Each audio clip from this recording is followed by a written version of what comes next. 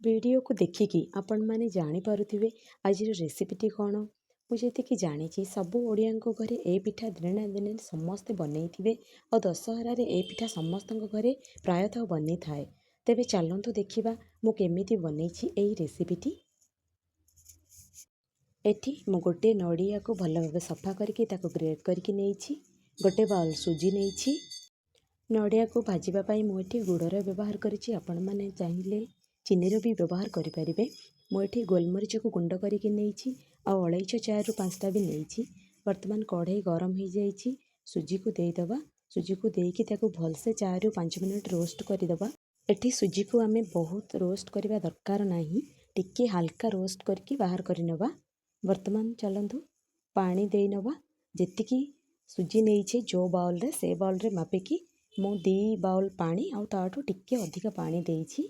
काले कमी पड़ो कि कौन बोली तो स्वाद अनुसार मु लुण टिके नहीं और चीनी बहुत कम व्यवहार करिछि। मु आपण माने चाहिए आपण को मन पसंद रे जदि मिठा बेसी खाइबा पई पसंद ताहले टिके अधिक चीनी व्यवहार कर परिबे। घियो टिके नहीं। वर्तमान पानी फुटी आसलानी। सुजी को देकी भलसे ताको मिक्स करनबा।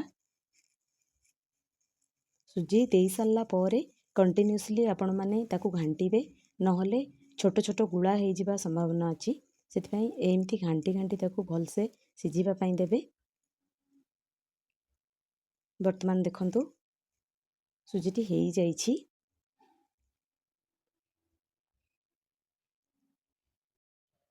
वर्तमान गैस रो फ्लेम को ऑफ करके ताको ऊपर घियो टिके देकी 4 ରୁ 5 मिनट माने पूरा ठंडा हला पर्यंत ताको टिके रेस्ट दबा। तापर आमे कढ़ई बसैकी नड़िया को भाजी नबा।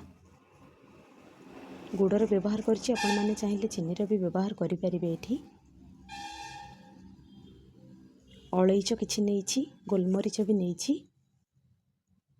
गैस रो फ्लेम को लो रु मीडियम रे ही याकू भलसे भाजिबे। नड़ियाटी भलसे भाजी होइछि कि ना केमती जानिबे। आपण माने कौन करेंगे ना हाथ रे टिके ना को नड़िया नेबे ताको गुला करने को ट्राए करेंगे। छोट बॉल भाया करने को ट्राए करेंगे। जदि से बॉल भाया हो जाउछि ताहले आम नड़ियाटी संपूर्ण भाव भाजी हो जाइछि। जदि से नड़ियाटी माने गुला हैला भाया होउनी बाइंड होउनी तो आमे आउरी टिके भाजीबा पई पड़िबो ताकू। वर्तमान सुजीटी आमर टिके ठंडा हो जाइछि। ताकू आउ टिके पानी लगेकी चकटिकी टिके स्मूथ करनबा। मुझे पानी रे व्यवहार करिछि। हाथ रे पानी आपण माने टिके नेबे नेकी ताकू भलसे जहाँ जहाँ सब गोटा थिबो ताकू भलसे प्रेस करके स्मूथ कर नेबे। अटा चकटिला बेले ताकू चकटी चकटी की भलसे प्रेस करदेले कौन हम ना आमर जो पिठा हम पिठाटी बहुत नरम होइकी हम। आ जदि भितरे गोटा गोटा भाया रही ताहले पिठाटी भलसे हबनी। आपण माने तेल रे छाड़िले से भांगी गला भाया हो। एठी ही भलसे ताकू स्मूथ करिकी चकटिबा दरकार। देखंतु मुझे 2 भाग करिकी भलसे चकटी देइछि। या भितर एबे गोटे भी टिके भी गोटा नाई। एबे मु पिठा बनै पारिबी भलसे। देखंतु हाथ रे टिके पानी नेबे। पानी नेकी आपन को जितकी बड़ पिठा दरकार सेतिकी रो जंतुणी धरिबे। धरिकी ताको भलसे गोल गोल करिवे। गोल गोल करिकी तार मझी को टिके टिके प्रेस करके चारिपटे एई भलिया करिनेबे। टिके खालुआ रहिले बेसी टिके पूर जीव तो नड़िया पूर देकी ताकू चारिपटू भलसे ताकू प्रेस करके बंद करिनेबे। पानी टिके लगेकी तार चारिपटे जो फाट थिबो से फाट रहिबा पई टिके भी देबेनी नहले तेल रे छाणिला बेले तेल पशिजिवो और नड़िया पूर सब बाहर को बाहरी आसीबो। पिठाटी जम्मार भी भलसे हबनी। जदि टिके भी फाट अच्छी ताहले पानी लगेकी आमको से फाट को पूरा प्रेस करके फिलअप करने को पड़ो। फिलअप करदेले पिठाटी आमर बहुत बढ़िया से हम।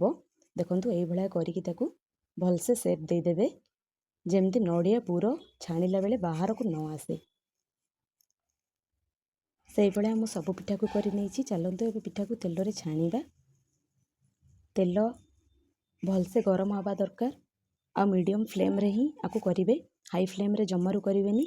बाहर पूरा ବ୍ଲାକ୍ ଭଳିଆ ହେଇଯିବ, ଭିତରୁ ଜମା ବି ସିଝିବନି। ସେଥିପାଇଁ ୟାକୁ ମିଡ଼ିୟମ୍ ଫ୍ଲେମ୍ରେ ହିଁ କରିବେ। ତେଲ ଭଲସେ ଗରମ ହେଲେ ଧୀରେ ଧୀରେ କରିକି ଗୋଟେ ଗୋଟେ ପିଠାକୁ ଛାଡ଼ିବେ। ପିଠା ଯେତେବେଳେ ଟିକେ ଉପରକୁ ଭାସିଲା ଭଳିଆ ହେବ ତାକୁ ଧୀରେ ପଲଟେଇବେ, ନହେଲେ ପିଠା ଭାଙ୍ଗିଯିବ, ନଡ଼ିଆ ପୁର ବି ବାହାରକୁ ପଳେଇ ଆସିବ। ଏହିସବୁ ଛୋଟ ଛୋଟ ଟିପ୍ସ ମନେ ରଖିଲେ ଆପଣମାନେ ମଧ୍ୟ ଏଇଭଳିଆ ବଢ଼ିଆ ସ୍ମୁଥ୍ କାକରା ତିଆରି କରିପାରିବେ ଘରେ। ଏବେ ଦେଖନ୍ତୁ ପିଠାର କଲର୍ ବି ବହୁତ ବଢ଼ିଆ ପଳେଇ ଆସିଲାଣି। ଏବେ ସମ୍ପୂର୍ଣ୍ଣ ଭାବେ ପିଠାଟି ହେଇଯାଇଛି। ଆମେ ୟାକୁ ବାହାର କରିନେବା।